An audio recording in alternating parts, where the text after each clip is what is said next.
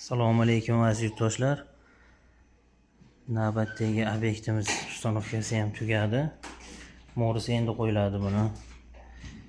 Bu yerda gaz bor. Gaz o'tin ko'miriga moslashtirilgan. Sinovdan o'tgan, sinalgan, yoqib qo'yilgan.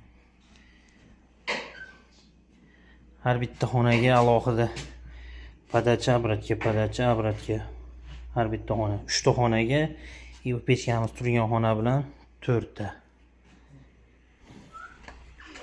Keyingi xonalarni ham ko'ramiz hozir.